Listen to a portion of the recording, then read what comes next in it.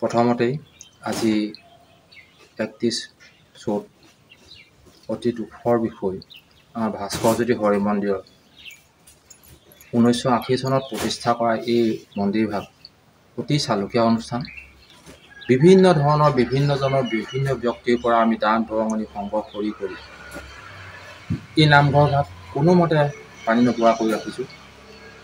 অতি পৰিতাপৰ কথা, আজি আমি নামঘৰ, কাইলৈ আমি ১ বহাগ বুলি যি বছৰেকীয়া আমাৰ বিহু শৰাই দিয়া হয়, এই বিহু শৰাইভাগ দিবৰ বাবে আমি আজি ইয়াত উপস্থিত হৈছিলোঁ, অলপ চাফ চিকুণ কৰিবৰ কাৰণে, নামঘৰভাগ মুচিবৰ কাৰণে।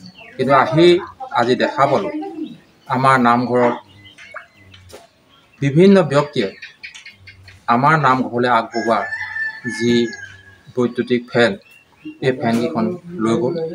ইয়াৰ আগতেও বৃদ্ধ আমাৰ যিসকল আছিলে তেখেতসকলৰ যি দান বৰঙণি সংগ্ৰহ কৰি যি দুখন ফেন আগতে নিছিলে, তেওঁলোকে ভগৱানক দোহাই দি একো বিহিত ব্যৱস্থা গ্ৰহণ নকৰিলে বা তেনেকুৱা ধৰণৰ আইনৰ ব্যৱস্থালৈ নগ'লে। কিন্তু এতিয়া অতি পৰিতাপৰ আৰু ৪খন ফেন 4জনে দিয়া আমি লগাইছিলোঁ। এখন ফেন যে এইবোৰ যোৱা ঠাণ্ডাকালিতে লগোৱা, এতিয়ালৈকে ঘূৰাবলৈ হোৱাই নাই। সেইখন ফেন সহ যোৱাকালি কেইখন ফেন আপোনাৰ চুৰি হৈছে? যোৱাকালি 4খন ফেন নিছে আমাৰ ইয়াৰ পৰা, মানে সৰ্বমুঠ আপোনাৰ 6খন ফেন আমাৰ ইয়াৰ পৰা নিলে। বৰ্তমানলৈকে নি আছে, বৰ্তমানলৈকে ইয়াৰ পৰা 6খন ফেন হেৰাইছে। আমি প্ৰভু ভগৱন্তৰ এই অমূল্য নামত দিয়া অমূল্য দানসমূহ নিয়া ব্যক্তিসকলক প্ৰভু ভগৱন্তই চিনাক্তকৰণ কৰি বিহিত ব্যৱস্থা ল'ব বুলি আমি আশা কৰিছোঁ।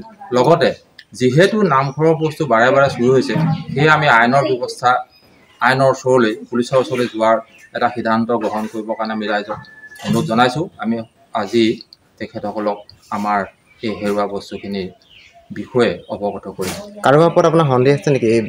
তেনেকৈ নামঘৰটোৰ হওক, আমি ৰাতি নাথাকোঁ। ৰাতি নাথাকিলে কালি চাকি দিওঁতে নামঘৰ ফেনকেইখন আছে, এতিয়া নাই। সন্দেহ কৰিবলগীয়া ব্যক্তি কাক কৰিম? সন্দেহটো কৰিব নোৱাৰোঁ আমি, কাৰণ নিশাটো ওলাই নাহোঁ, নিশা নেদেখোঁ। কোন আহে কোন নাহে কেনেকৈ জানিম বাৰু? এইটো আমাৰ প্ৰভু ভগৱন্তইহে চাব। ইয়াক বৰ্তমান সময়লৈকে আপুনি আৰক্ষী থানাত কোনো এতিয়া বৰ্তমানলৈকে আমি এয়া কাম কৰিবলৈ আহি, চাফ চিকুণ কৰিবলৈ আহি যি আমি অৱগত হৈছোঁ, আৰু ইয়াৰ পিছতে আমি ইয়াৰ পৰা গৈ আৰক্ষীক আমি অৱগত কৰিম, তেওঁলোকে কি বিচাৰ কৰে কৰিব।